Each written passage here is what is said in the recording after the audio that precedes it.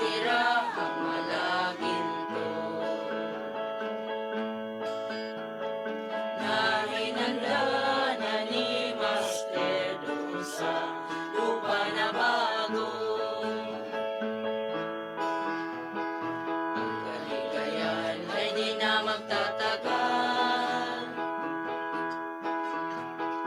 Ang kaligayahan wala ng kamatayan. Dahil ang araw ay malapit na tayo'y magkakasama. Ang pangako ng ating Ama na tayong lahat gagantimpalaan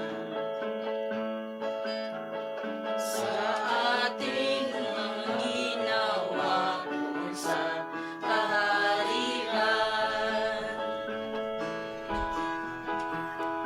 Ligaya Mga kapatid at mga kaibigan, kumusta kayong lahat? Sa pangalan ng PIDM, ang Philippine Association Divine Master Holy Spirit Incorporated. Taos puso kaming maganyaya sa inyo nga makikinig sa aming programa, ang Tatak ng Espiritu Santo para sa Kaligtasan ng Tao.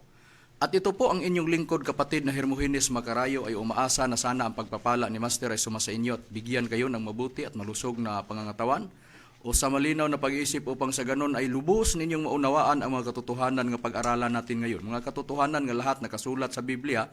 At kung mayroon mang mga referensya nga binabasa namin, ito ay binabasa namin upang hindi sumalungat sa banal na aklat.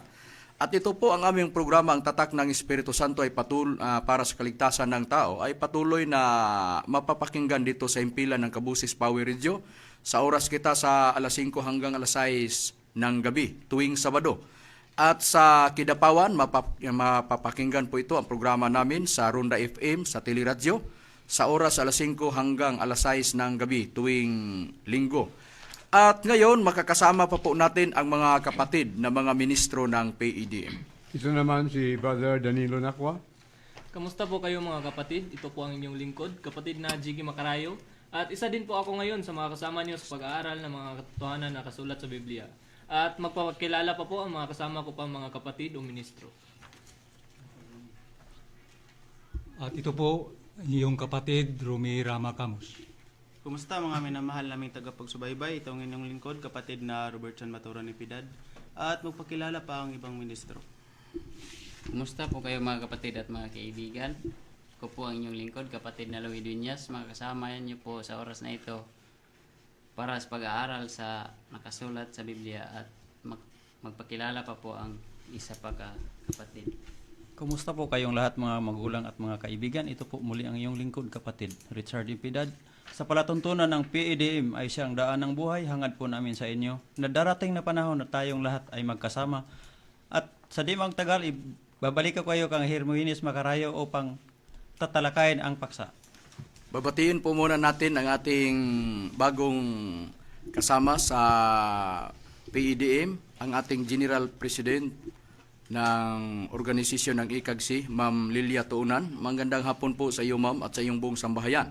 At binabati po namin ang General Secretary ng ICAGC, si Ma'am Lilia Subak. Magandang hapon po sa iyo, Ma'am, at sa buong sambahayan. At lalo na ang ating Legal Counsel, Attorney Pampilo Agbong. Magandang hapon po sa iyo, Attorney, at sa iyong buong sambahayan. At bago natin tatalakayin ang ating paksa ngayon, pag-uusapan po muna natin ang PIDM. Ang PIDM nga relihiyon, isa ito rehistrado sa gobyerno sa Pilipinas at narehistro ito noong March 6, 2024 at itinayo itong PIDM noong December 29, 2023. At ang layunin bakit itinatag ang PIDM upang maipalaganap ang paniniwala o ang pananalig ng mga tao sa Espiritu Santo. At ang PIDM mayroong mga kautusan na tinutupad namin ang loyalty, sincerity, honesty at mercy. Ito ang tinutupad po namin.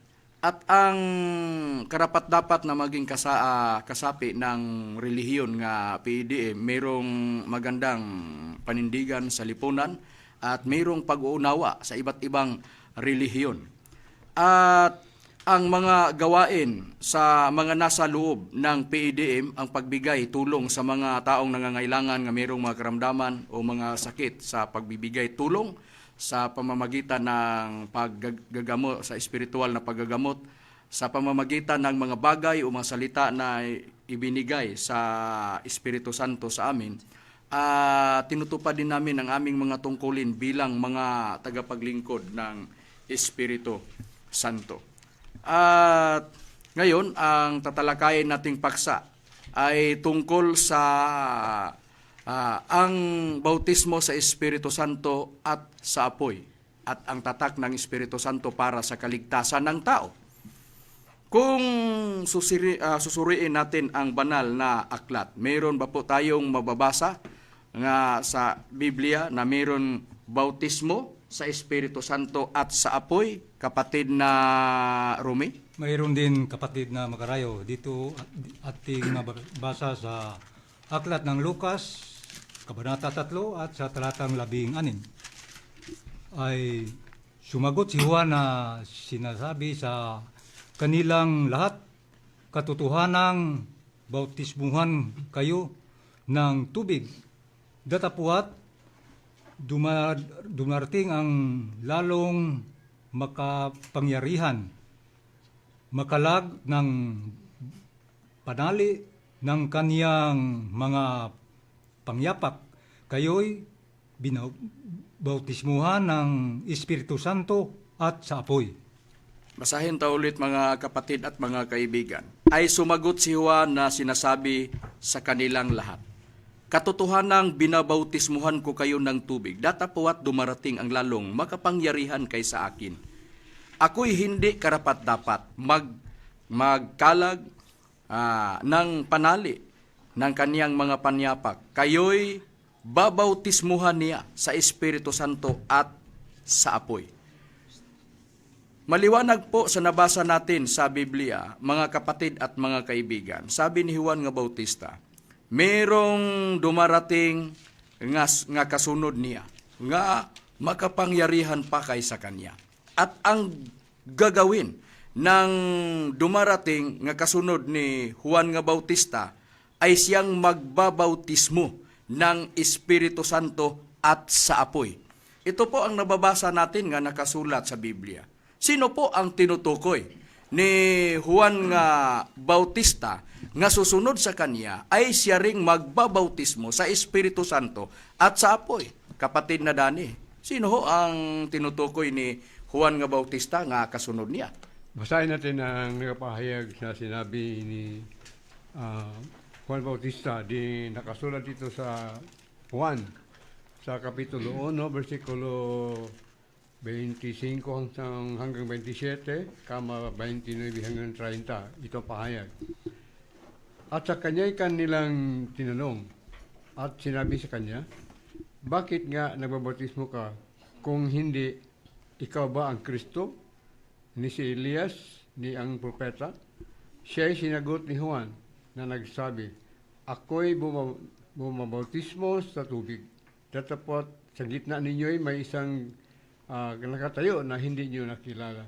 Siya nga ang pumaparitong sumusunod sa akin, na sa kanya'y hindi ako karapat-dapat maglatag o magkalag ng panali ng kanyang pangyapak. Nang kinakubasan ay nakita ni Juan si Jesus na lumalapit sa kanya at sinabi, narito ang kordero ng Diyos na nag-alis ng kasalanan ng sanlibutan. Ito yung aking sinasabi, sa hulihan ko'y dumarating ang isang lalaki na magiging una sa akin sapagkat siya ay una sa akin. Datapot ang sinabi ni at tinutukoy ni Juan Bautista na sumusunod sa kanya ay si Jesus. Kung ganon, ang ating Panginoong Jesucristo rin, ang tinutukoy ni Juan nga Bautista, ay siya ring magbautismo sa Espiritu Santo at sa apoy. Kasi, sinabi ni Juan nga Bautista nga ang kasunod sa kanya ay ang ating Panginoong Jesucristo.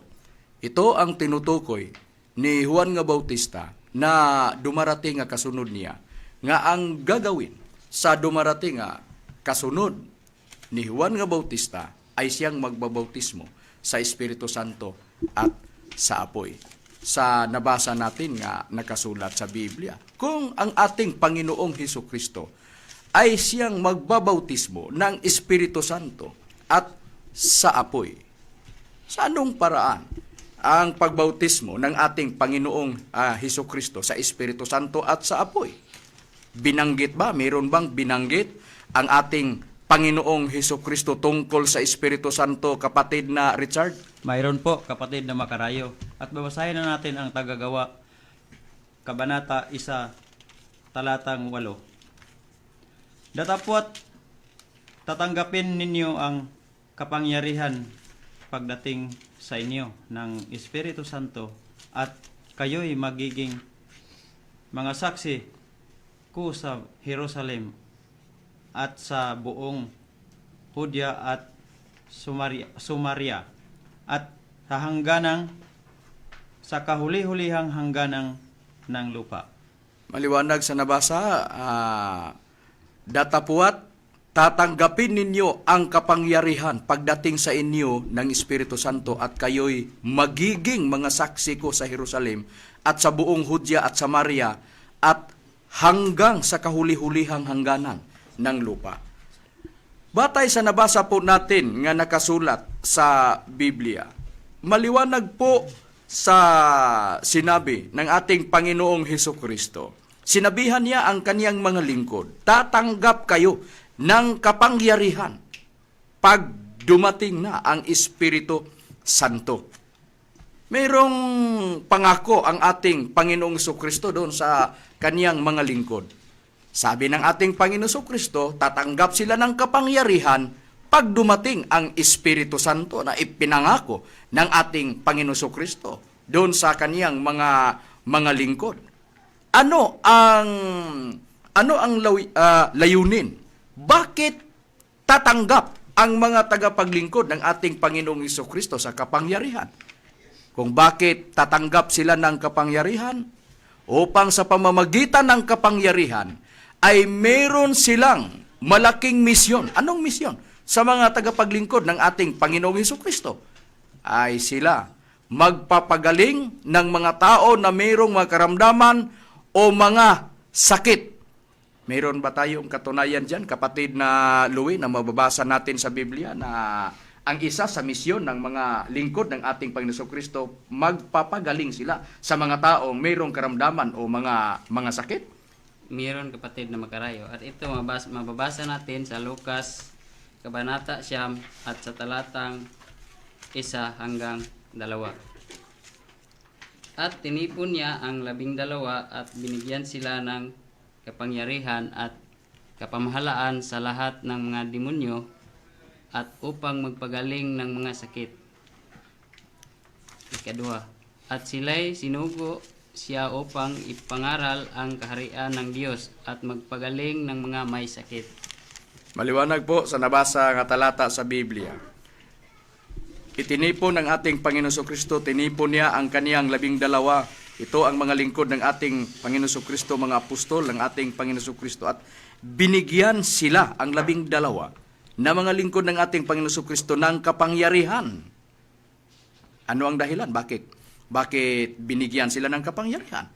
Upang gagawin nila ang tungkulin nila bilang tagapaglingkod ng ating Panginoon Hesukristo. Sila'y mangangaral ng Ebanghelyo at pagagalingin nila ang mga tao na mayroong mga karamdaman o mga sakit noong mga panahon na yon.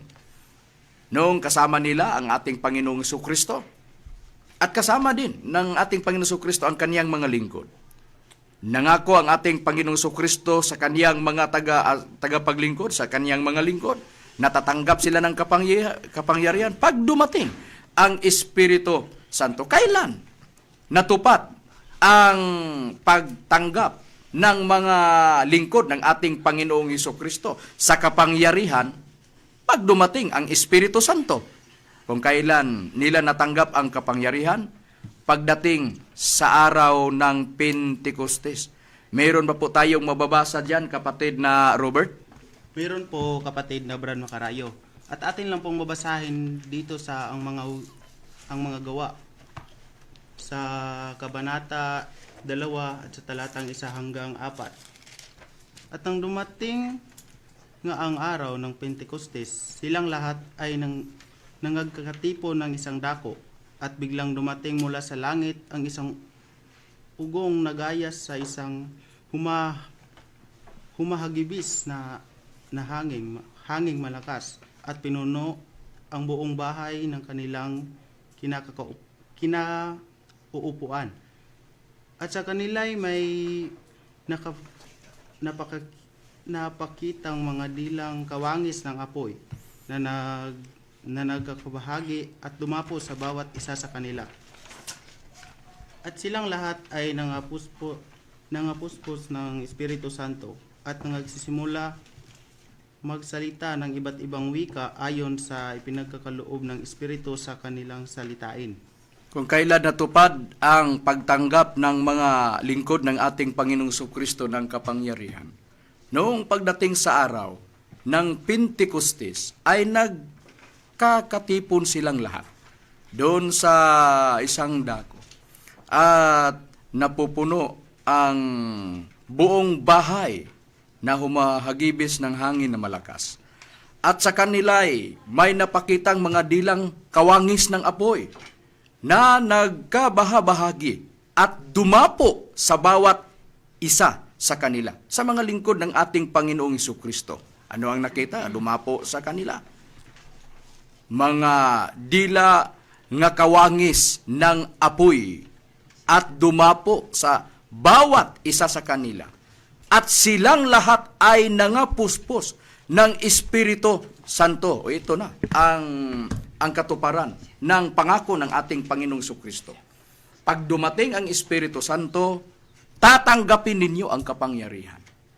Sa pamamagitan ng kapangyarihan, gagamitin ninyo upang pagagalingin ninyo ang mga taong mayroong mga karamdaman o mayroong mga sakit. Sino ang bumabautismo ng Espiritu Santo at apoy? Walang iba kundi ang ating Panginoon Jesucristo. Kailan ito natupad? Pagdating sa araw ng Pentecostes. At doon na natanggap ng mga lingkod ng ating Panginoon Jesucristo ang kapangyarihan, at doon na tinutulungan nila ang mga tao na mayroong mga karamdaman o mga sakit, at napapagaling sila sa pamamagitan ng kapangyarihan nga binigay sa Panginoong Diyos sa mga tagapaglingkod ng ating Panginoon Jesucristo sa pamamagitan din ng Espiritu Santo. Ito ang nababasa po natin nga nakasulat sa Biblia. Ano ba kamahalaga ang bautismo kapag ang tao ay sumasampalataya sa bautismo? Malaking kahalagahan para sa tao nga maniwala siya ng bautismo, lalo na sa bautismo sa Espiritu Santo at sa apoy. Kukuha tayo ng halimbawa nung sinabihan ng ating Panginoong Hesukristo ang kaniyang mga lingkod tungkol sa bautismo. Kapatid na Jiggy, kung mayroong maniniwala sa bautismo, ano ang hahantungan nila o matanggap nila o matatamo nila, kapatid na Jiggy? Maliligtas po sila, kapatid na Macarayo. Ito po ang prueba ating babasahin na nakasulat sa Marcos sa kanyang kabanata 16, talata 16 hanggang 18. At kama po natin sa 2 po. Ang sumasampalataya at mabautismo ay maliligtas. Datapwat, ang hindi sumasampalataya ay parurusahan. At lalakip ang mga tandang ito sa magsisimpalataya, papalabas sila ng mga demonyo sa aking pangalan, magsasalita sila ng mga bagong wika. Sila ay magsisihawak ng mga ahas, at kung magsiinom sila ng bagay na makakamatay, sa anumang paraan ay hindi makakasama sa kanila. Ipapatong nila ang kanilang mga kamay sa mga may sakit, at sila ay magsisigaling. Komento ka muna pagbasa, kapatid na Jiggy. Sa nabasa po natin sa 15 hanggang 18, maliwanag po na sinabihan ng ating Panginoon Jesucristo ang kaniyang mga lingkod nga magsiyaon sila sa buong sanglibutan at ipapangaral ipangaral nila ang Ibanghilyo sa lahat ng kinapal. At sinabi ng ating Panginoon Kristo, ang sumasampalataya at mabautismuhan ay maliligtas. Datapwat, hindi sumasampalataya ay paparusahan. At mayroong mga tanda, kapatid na Jiggy, sa binasa mo, sa mga taong tatanggap ng bautismo o nabautismuhan o sumasampalataya sila sa bautismo ay binautismo sa kanila. Mayroong mga tanda. Ang mga tanda, magsisipalaya sila at magpapalabas sila ng mga demonyo at sila'y magsihawak ng mga ahas at kung magsiinom sila ng mga bagay na makamamamatay, ito ang mga lason, sa anumang paraan ay hindi makakasama sa kanila. Ipinatog nila ang kanilang mga kamay sa mga may sakit at sila'y magsisigaling. Ito ang nabasa natin nga nakasulat sa Lucas 9:1 hanggang 2 kanina. Sa nabasa natin dito sa talatang binasa mo, ito ang isa sa mga palatandaan sa mga taong nabautismuhan alang-alang sa kaligtasan, para sa kaligtasan. Sa nabasa po natin sa Biblia, mayroong mga tanda at mayroong mga gawain nila, isa na ang pagpapagaling sa mga taong mayroong mga karamdaman o mga taong may mga sakit. Kapag sila ay magsipangaral na, kapatid na Jiggy, kung sila ay gumagawa sa kanilang mga gawain, sino po ang kasama nila, kapatid na Jiggy? Yun po ang Panginoon, kapatid na Makarayo. At papatuloy natin sa pagbasa dito sa 2 po. At nagsialis sila at nagsipangaral sa lahat ng dako na gumagawang kasama nila ang Panginoon. At pinatutuhanan ang salita sa pamamagitan ng mga tandang kalakip siya nawa. Nung tinupad na nila nga sila'y magsipangaral ng lahat ng mga dako, kasi sinugo sila ng ating Panginoong Hesukristo at inutusan sila ng ating Panginoong Hesukristo na ipapangaral ang Ibanghilyo. At ang mga gawain nila ay tutulungan nila ang mga tao na mayroong mga karamdaman at ang Panginoon ay kasama po din nila. At pinatutuhanan ng Panginoong Diyos ang mga salita sa pamamagitan ng mga tanda. At kasama din ng mga lingkod ng ating Panginoong Hesukristo nga gumawa sila sa pagtulong sa mga mayroong mga karamdaman o mga sakit. Kasama na nila ang Panginoong Diyos. Kasi nung ginawa na nila ang kanilang mga tungkulin bilang mga lingkod ng ating Panginoong Hesukristo, unang-una, pagpangaral sa Ibanghilyo at pagpapagaling sa mga tao, mayroong mga karamdaman o mayroong mga sakit. Ang Panginoong Diyos ay gumawa ng mga himala sa pamamagitan ng mga kamay ng mga lingkod ng ating Panginoon Kristo. Meron ba po tayong mababasa bilang katunayan, kapatid na Rome? Mayroon, kapatid na Makarayo. Dito ating mababasa sa Aklat ng Gawa sa Kabanata 5 at sa talatang 12. At sa pamamagitan ng mga kamay ng mga apostol ay ginawa ang maraming tanda at kababalaghan sa kaniyang mga tao at nagkaroon rin sila lahat ng maraming isa sa portiko ni Salomon. Sa nabasa, at sa pamamagitan ng mga kamay ng mga apostol ay ginawa ang maraming tanda at kababalaghan sa gitna ng mga tao at nangaroon silang lahat na nangagkakaisa sa portiko ni Salomon. Maliwanag po, batay sa nabasa po natin sa Biblia, na ang ginawa ng mga apostol ng ating Panginoong Hesukristo nung tinupad nila ang kanilang mga tungkulin bilang mga lingkod ng ating Panginoong Hesukristo ang Panginoong Diyos ay gumawa ng mga tanda at mga kababalaghan sa gitna ng mga tao sa pamamagitan din ng mga kamay ng mga lingkod ng ating Panginoong Hesukristo. Ito ang mga palatandaan sa totoong mga lingkod na ipinadala ng Panginoong Diyos noong panahon ng ating Panginoong Hesukristo, at ang ipinadala ng ating Panginoong Hesukristo walang iba kundi ang mga tagapaglingkod niya, ang mga lingkod niya, ang mga apostol ng ating Panginoong Hesukristo. At maraming mga tao na pinagaling sa mga apostol sa pamamagitan ng kapangyarihan na ibinigay sa kanila noong mga panahon na yun, sa nabasa natin na nakasulat sa Biblia. At batay sa sinabi ni apostol nga si Pablo, noong siya ay nangangaral, noong nandito pa ang isa sa apostol ng ating Panginoon Jesucristo, si apostol nga si Pablo, mayroon siyang sinabi, nabanggit niya na sa kanyang pangangaral ay hindi siya gumagamit ng matatamis na mga pulong, kundi sa pamamagitan din ng kapangyarihan ng Espiritu Santo. Meron ba po tayong mababasa sa nakasulat sa Biblia bilang patunay, kapatid na Dani? Mayroon, at mabasaan din ang pahayag ni Apostol Pablo dito sa nakasulat sa kanyang sulat sa unang Korinto, sa Kapitulo 2, versikulo 4 hanggang 5 ang ating babasahin.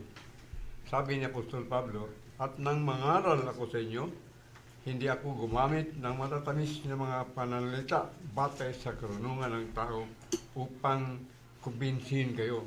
Sa halip, pinatunayan ng banal na ito ng Espiritu Santo ang pangangaral sa pamagitan ng kanyang kapangyarihan. Nang sa ganon, hindi nakabatay sa karunungan ng tao ang inyong pananampalataya, kundi sa kapangyarihan ng Diyos. Maliwanag po sa nabasa na nakasulat sa Biblia, batay sa sinabi ni apostol nga si Pablo, maliwanag po mga kapatid at mga giliw naming tagapakinig sa aming palatuntunan o programa, ang tatak ng Espiritu Santo para sa kaligtasan ng tao. Sabi ni apostol nga si Pablo, nung nangaral siya, sa pangangaral niya, hindi siya gumamit ng matatamis na pananalita batay sa karunungan ng tao upang kumbinsihin niya ang mga tao. Noong panahon na sila'y nangangaral dito sa sanlibutan, sabi ni Apostol Pablo, pinatunayan ng banal na Espiritu. Ang tinutukoy Espiritu Santo, ang binanggit ni Apostol nga si Pablo, ang aking pangangaral. Sinong nagpapatunay sa pangangaral ni Apostol na si Pablo? Lahat ng sinabi niya, ang banal na Espiritu o Espiritu Santo sa pamamagitan ng kapangyarihan. Sinong kapangyarihan? Na ito ang nagpapatunay sa kaniyang pagpangaral, ang kapangyarihan ng Espiritu Santo. Bakit ganon? Sabi ni Apostol Pablo sa 5, nang sa ganon, hindi nakasalalay sa karunungan ng tao ang inyong pananampalataya, kundi sa kapangyarihan ng Diyos. Kung si Pablo, sa pangangaral niya nung kasama niya ang mga kapatid niya, ang mga tagapaglingkod ng ating Panginoon Jesucristo, ng mga apostol ng ating Panginoong Hesukristo. Sila'y nangangaral, hindi sa salita lang, kundi merong mga palatandaan. Ito ang kapangyarihan na nasa kanilang kamay. At pinatutunayan din. Sinong nagpapatunay? Sabi ni Apostol nga si Pablo, walang iba kundi ang Panginoong Diyos o ang Espiritu Santo. Sa nabasa po, batay sa talatang binasa sa kapatid na ministro, kapatid Danilo Nacua. Ito ang katunayan na mahalaga para sa atin ang Espiritu Santo.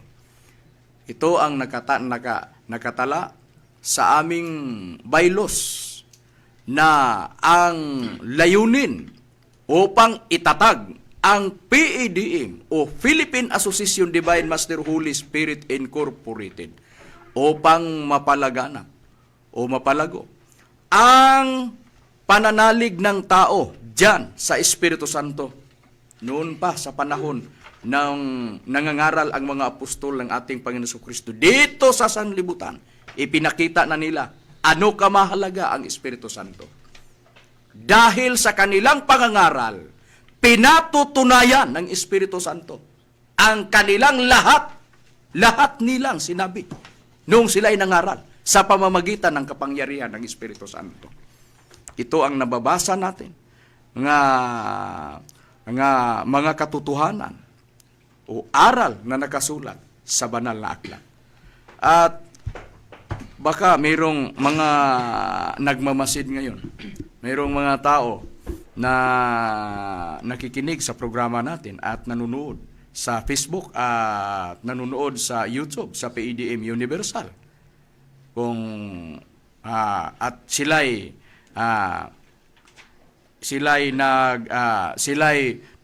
nagmamasid sa ginawa nating pag-aaral at umabot sa kanilang isip. Kung ganun. Kung natanggap na ng mga apostol o mga lingkod ng ating Panginoong Jesucristo noong araw ng Pentecostes ang banal na Espiritu o Espiritu Santo. Bakit kayo nangangaral ang PEDM? Bakit ipalaganap ninyo ang pananalig ng tao diyan sa Espiritu Santo? Ang sagot po namin mga kapatid at mga kaibigan, kung mayroon mang mga nag-iisip sa sinasabi namin ngayon, ang sagot po namin, itong tinanggap ng mga lingkod ng ating Panginoong Jesucristo na Espiritu Santo pagdating sa araw ng Pentecostes ay hindi pa ito lubos. Kasi mayroong sinabi o binanggit si Apostol nga si Pablo. Anong binanggit ni Apostol nga si Pablo, kapatid na Louie? Ito po ang binanggit ni Apostol na si Pablo, kapatid na Makarayo. Basahin lang po natin dito sa 2 Korinto, Kabanata 1 at sa talatang 22. Tinatakan niya tayo bilang tanda na tayo'y nasa Kanya na. Ginawa niya ito sa pamagitan ng paglalagay sa Kanyang banal na Espiritu sa ating mga puso. At banal na Espiritu ang nagsisilbing garantiya na matatanggap natin ang Kanyang mga ipinangako. Anong binanggit ni Apostol nga si Pablo sa isinulat niya sa 2 Korinto 1:22? Maliwanag po na ang Espiritu Santo nga natanggap nila diyan sa kanilang mga puso ay, sabi ni Apostol nga si Pablo, garantiya. Pagbabasahin ito sa The Book, Tyndale Translation, tinawag na itong pauna nga natanggap nila nga Espiritu. First installment sa English. So, first installment, pasiuna, na natanggap nila ang Espiritu Santo nung natupad pagdating sa araw ng paghuhukom. Ito ang nababasa po natin nga nakasulat sa Biblia. Hahanapin na po natin. Saan po matagpuan ang pagtanggap ng Espiritu Santo nga kasunod sa natanggap ng mga apostol ng ating Panginoon Jesucristo na Espiritu Santo noong araw sa Pentecostes? Kung saan ito ang ang Ama at ang Anak ay nagkakaisa diyan sa Espiritu Santo upang ang Espiritu Santo ay ipapadala dito sa sanlibutan upang ang sanlibutan ay ang mga tao mayroong tagapagligtas. Mayroon ba po tayong mababasa na nagkakaisa ang Ama at ang Anak? Diyan sa Espiritu Santo, sa Mateo, Kabanata 6, sa footnote sa Biblia sa Kristohanong Katilingban, ang Ama at ang Anak ay nagkaisa diyan sa Espiritu Santo. Saan po sila nagkaisa? Nagkaisa ang Ama at ang Anak upang ipadala ang Espiritu Santo dito sa sanlibutan at ipinakilala ng ating Panginoong Hesukristo ang Espiritu Santo na tagapagligtas. Mababasa po ito sa John chapter 14, verse 15 to 17 sa The Passion. Maliwanag kung babasahin ang translation na yon sa John chapter 14 verse 15 to 17, maliwanag na ang Espiritu Santo mababasa litra por litra na tagapagligtas. Kung ganun, ang Espiritu Santo ay ipinakilala rin ng ating Panginoon Kristo na tagapagligtas. At ang Espiritu Santo ay kapalit ng ating Panginoong Kristo dito sa sanlibutan. At ang sinabi ng ating Panginoong Kristo, binanggit na ng ating Panginoon Kristo ang isa sa mga gawain ng Espiritu Santo na tagapagligtas dito sa sanglibutan. Ang Espiritu Santo ay siya ring magbigay ng mga bagay sa mga taong tinuruan ng Espiritu Santo. Meron ba po tayong mababasa bilang patunay, kapatid na Richard, na ang Espiritu Santo ay magbibigay o magtuturo ng mga bagay, ang Espiritu Santo, at ang Espiritu Santo ay kapalit din ng ating Panginoon Kristo dito sa sanlibutan? Mayroon po, kapatid na makarayo. At babasahin lang po natin dito ang salita ng Diyos sa Juan Kapitulo o Kabanata 14 at talata 26. Ganito ang pagpahayag. Sinabi ko na, pero kapag naalis na ako, ang tagaptulong na walang iba kundi ang banal na Espiritu Santo na ipadala ng Ama bilang kapalit ko. Siya ang magtuturo sa inyo ng lahat ng mga bagay at nagpapaalala sa inyo ng lahat ng mga sinabi ko sa inyo. Ipinakita na ng ating Panginoon Kristo kung ano kamahalaga ang Espiritu Santo sa buhay natin. Dito sa sanglibutan, sa kasalukuyang panahon natin ngayon. Kasi sinabi ng ating Panginoon Kristo, ang Espiritu Santo ay siya ring tagapagligtas. At ang Espiritu Santo ay kapalit ng ating Panginoon Kristo dito sa sanglibutan. At ang isa sa mga gawain ng Espiritu Santo ay ang pagtuturo ng mga bagay sa mga taong tinuturuan ng Espiritu Santo sa mga bagay. At ang Espiritu Santo, ang isa sa itinuturo ng Espiritu Santo, walang iba kundi ang mga salita ng Diyos. At ang magtuturo ng salita ng mga Diyos, sa salita ng Diyos, walang iba kundi ang Espiritu Santo. Mayroon ba po tayong katunayan dyan, kapatid na Robert? Meron po talaga, kapatid na makarayo. At atin lang pong mabasahin dito sa ang salita ng Diyos sa Efeso sa Kabanata 6 at sa talatang 17. Isusuot niyo bilang helmet ang tinanggap ninyong kaligtasan at gamitin niyo bilang espada ang salita ng Diyos na kaloob ng banal na Espiritu. Maliwanag po sa nababasa po natin nga nakasulat sa Biblia na sabi ni Apostol na si Pablo na mayroon siyang binanggit na kaligtasan. Sabi ni Apostol Pablo, isuot niyo bilang helmet ang tinanggap niyong kaligtasan. Sa anong paraan? At gamitin niyo bilang espada ang salita ng Diyos na kaloob ng banal na Espiritu. Sino ang magbigay ng mga salita para sa kaligtasan? Ang Espiritu Santo sa nababasa natin nga nakasulat sa Biblia. Ganito kamahalaga para sa tao na makapaglingkod siya dyan sa Espiritu Santo. Kasi ang Espiritu Santo tagapagligtas.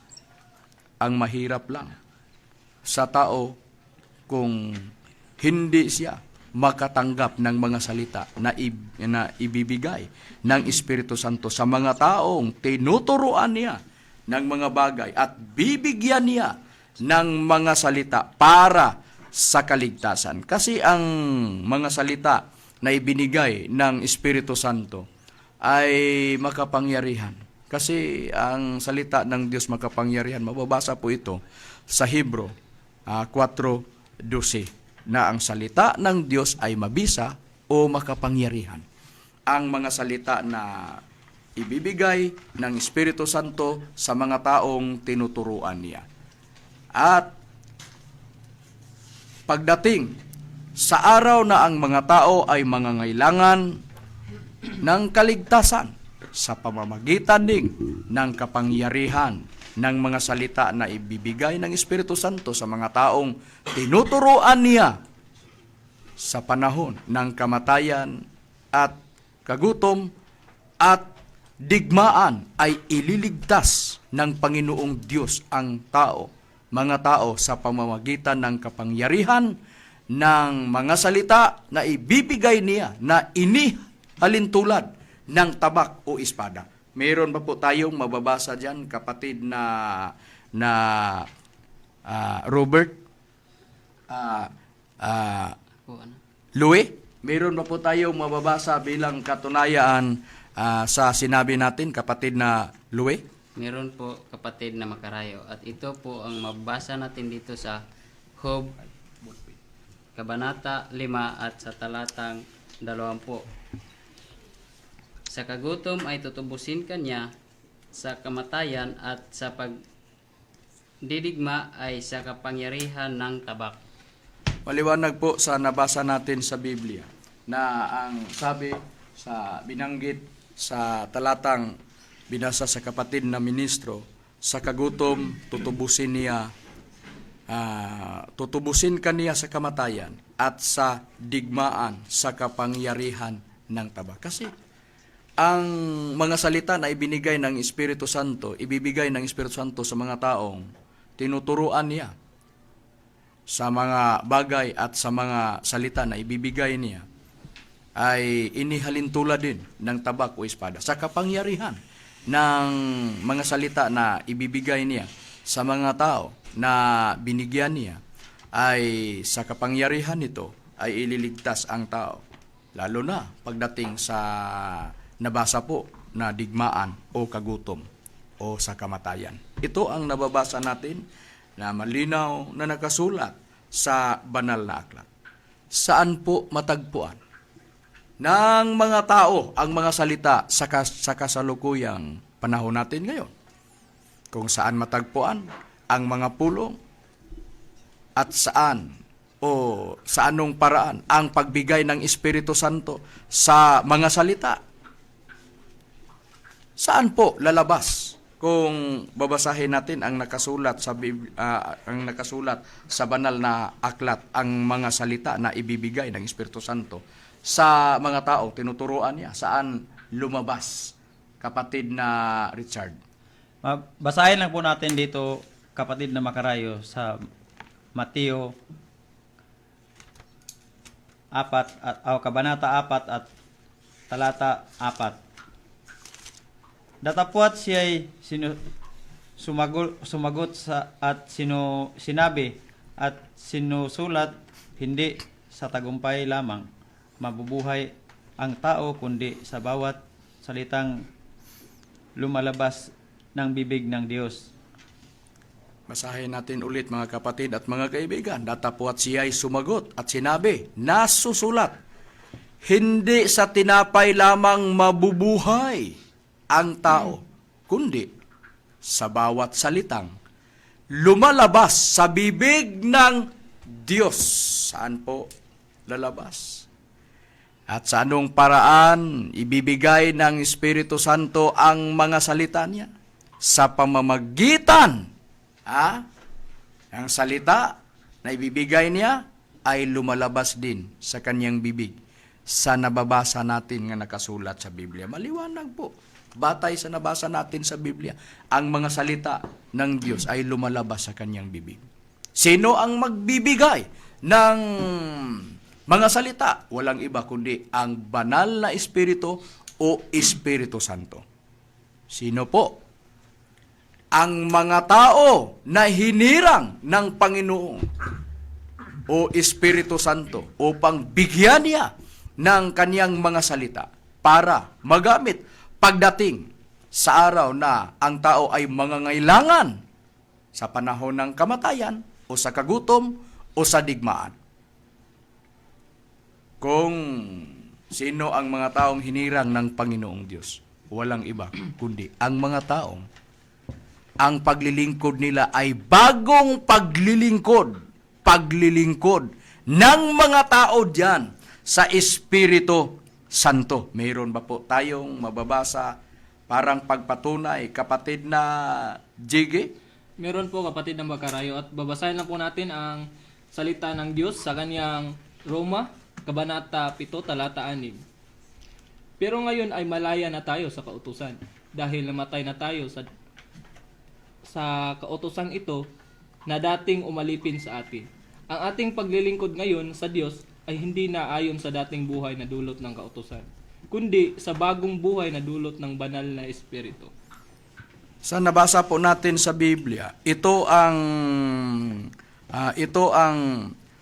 layunin bakit itinatag ang relihiyon na PEDM upang maipalaganap ang pananalig ng tao diyan sa Espiritu Santo.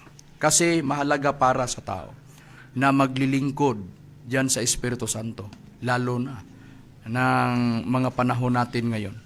Kasi nangangailangan tayo, lalo na sa mga salita na ibibigay ng banal na Espiritu Santo at sa mga bagay na ibibigay niya. At sinong binigyan ng Espiritu Santo? Walang iba sa nababasa natin sa Biblia, ang mga tao na naglilingkod sa bagong paglilingkod diyan sa Espiritu Santo. At ang dapat pagsisikapan ng tao na matanggap niya, lalo na ang panalangin galing sa Espiritu Santo. Meron ba po tayong mababasa sa Biblia, kapatid na Dani, na mayroong panalangin galing sa Espiritu Santo? Meron, kapatid Makarayo, at ito'y basahin natin sa Aklat ni Judas sa Kapitulo 1, versikulo 20. Ngunit kayo, mga minamahal, pagpatibayin ninyo ang inyong sarili sa inyong lubhang banal na pananampalataya na manalangin sa Espiritu Santo. So may panalangin sa Espiritu Santo, Brad Makarayo. Sa nabasa natin sa Biblia, maliwanag po mga kapatid at mga giliw na tagapakinig sa aming programa ang tatak ng Espiritu Santo para sa kaligtasan sa tao.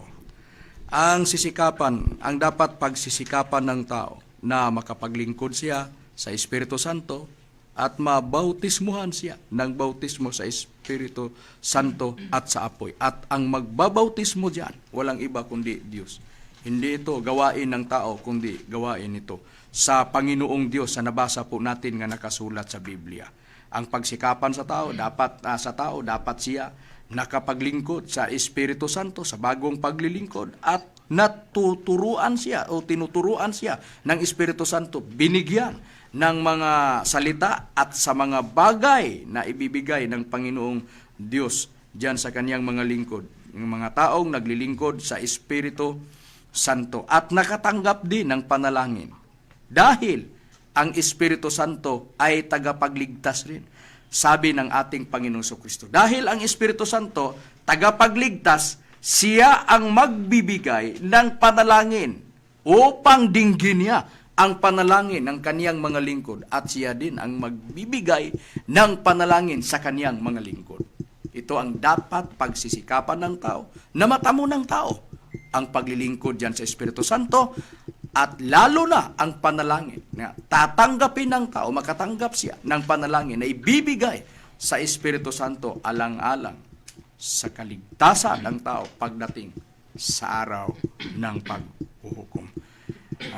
Ganito ang nabasa natin na nakasulat sa Biblia. At kung mayroon mang mga lingkod ang Espiritu Santo, mayroon bang mga gawain o mga tungkulin nga kailangang tutuparin ng mga lingkod ng Espiritu Santo? Mayroon. Sa nababasa natin sa nakasulat sa Biblia, nung ang mga apostol ay pinangakuan ng ating Panginoong Hesukristo na sila ay tatanggap ng kapangyarihan pag ang Espiritu Santo ay dumating at natupad ang pagtanggap nila ng kapangyarihan pagdating sa araw ng Pentecostes, nang ang ating Panginoong Jesucristo, sa nabasa natin sa Biblia, siya'y nangako na ang Espiritu Santo ay nagkaisa, ang Ama at ang Anak, upang ipadala ang Espiritu Santo dito sa sanglibutan at ipinakilala ng Anak ang Espiritu Santo na tagapagligtas. At ang mga gawain sa mga lingkod ng Espiritu Santo. Ito na ang nakatala sa bylaws namin. Na ang mga gawain sa mga nasa loob ng PEDM, ang pagbigay tulong sa mga taong nangangailangan, mga taong mayroong karamdaman o mga sakit, sa pagpapagaling sa kanilang mga karamdaman o mga sakit. Kasi, tagapaglingkod sila ng Espiritu Santo at ang isa sa mga gawain nila, kailangan ipalaganap ang Ibanghilyo ng Espiritu Santo. Ito na ang layunin. Ang layunin, bakit itinatag ang PEDM? Upang maipalaganap ang pananalig ng mga tao sa Espiritu Santo. Sa anong paraan? Sa pamamagitan ng Ibanghilyo ng Espiritu Santo. Ang tanong, meron ba po tayong mababasa sa Biblia, kapatid na Robert Jan, na merong Ibanghilyo ng Espiritu Santo? Meron talaga, kapatid na Brad Macarayo. At atin lang pong mabasahin ang unang sulat ni Pedro sa Kabanata 1 at sa talatang 12. Na ipinahayag sa kanila na hindi nagganang kanilang sarili, kundi sa ganang inyo. Pinangasiwaan nila ang mga bagay na ito na ngayon binabalita sa inyo sa pamamagitan ng mga pagsisipangaral sa inyo ng Ebanghelyo sa pamamagitan ng Espiritu Santo na sinugo mula sa langit, na ang mga bagay na ito'y ninanasang mamasdan ng mga anghel. Maliwanag sa nabasa po natin sa Biblia na mayroong mga taong nangangaral ng Ebanghelyo ng Espiritu Santo. O ito ang, at sino ba ang katuparan sa mga tao na nangangaral ng Ebanghelyo ng Espiritu Santo, kapatid na Robert? Tayo yan, kapatid na Macarayo. Kasi ang PEDM, ang mga ministro at ang mga misyonaryo at mga misyonarya, ang ipinangangaral na Ebanghelyo walang iba kundi ang Ebanghelyo ng Espiritu Santo.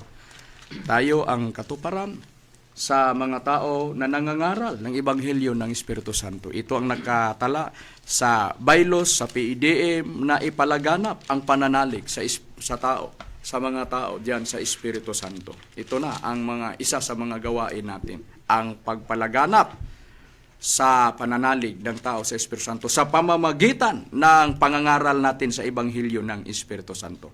At ang dapat gawin ng mga tao at ang layunin natin, bakit ipinangangaral natin ang Ebanghelyo ng Espiritu Santo upang matupad ang nakasulat sa Biblia na ang tao kailangan sila makatanggap ng tatak ng Espiritu Santo para sa kaligtasan ng tao. Mayroon ba po tayong mababasa na mayroong tatak na ng Espiritu Santo, kapatid na Rome? Mayroon, kapatid na Macarayo. Dito ating mabasahin sa Episo, sa Kabanata 4 at sa talatang 30. At huwag ninyong pighain ang Espiritu Santo ng Diyos, na sa Kaniya kayo'y tinatakan hanggang sa kaarawan ng pagkatubos. Ito ang katunayan, mga kapatid at mga kaibigan, maliwanag po sa nabasang talata na nakasulat sa Biblia na mayroong tatak ng Espiritu Santo alang-alang sa pagtubos sa mga tao. Ito po ang nabasa. Ang gibasa ni kapatid na Rumi, ang Efeso 4:30 sa Tagalog King James Version. Basahin ko itong ang salita ng Diyos, Biblia, sa 4:30 sa Efeso. At huwag ninyong bigyan ng kalungkutan ang banal na Espiritu ng Diyos, sapagkat ang banal na Espiritu ang siyang tanda na kayo'y sa Diyos at siya ang katiyakan ng kaligtasan, ang Espiritu Santo, pagdating ng araw ng paghuhukom. Sino ang tagapagligtas pagdating sa araw ng paghuhukom? Kagaya sa sinabi ng ating Panginoong Jesucristo, ang sinabi ni Apostol nga si Pablo, ang Espiritu Santo ay siyang tatak ng tao para sa kaligtasan pagdating sa araw ng paghuhukom. Anong sinabi ng ating Panginoong Jesucristo? Tagapagligtas ang Espiritu Santo. Ang pinakaimportante para sa tao, na siya makatanggap ng salita na ibibigay ng Espiritu Santo sa kanyang mga lingkod at makatanggap din ng mga bagay para sa kaligtasan pagdating sa araw ng paghukom. Tiyak na ang ililigtas batay sa nakasulat sa banal na aklat, sabi ni Apostol na si Pablo, ang ililigtas ang mga taong mayroong tatak ng Espiritu Santo, kung saan nailagay ang tatak ng Espiritu Santo sa Apokalipsis, Kabanata 7 at sa talatang 2 hanggang 3 diyan sa noo.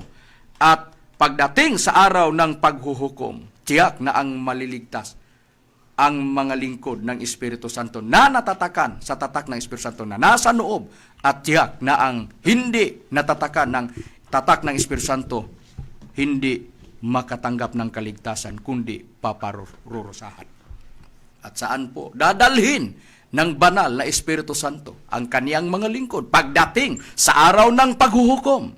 Diyan sa bagong langit at bagong lupa. Mababasa po natin na talata sa 2 Pedro, Kabanata 3 at sa talatang 13. Ito po ang nababasa natin nga nakasulat sa Biblia. Mga kapatid at mga kaibigan, sana naunawaan ninyo ang mga katotohanan nga pinag-aaralan natin ngayon. At hangad po namin na tayo'y makakapiling namin dito sa paglingkod sa Espiritu Santo, dito sa relihiyon nga PIDM. Wala naman kaming oras. Ito ang inyong lingkod, kapatid na Hermogenes Macarayo. At ito naman si Brother Danilo Nakwa. At ito po inyong kapatid, Jiggy Macarayo. At ito po, kapatid na Romy Ramagamus. At ito po, Robert John Maturan ng Piedad. At ito naman po, kapatid na Lloyd Viñas. At ito naman po si Richard Impidad. At dito nagwakas, at dito po natapos ang aming palatuntunan. Maraming salamat sa inyong pakikinig.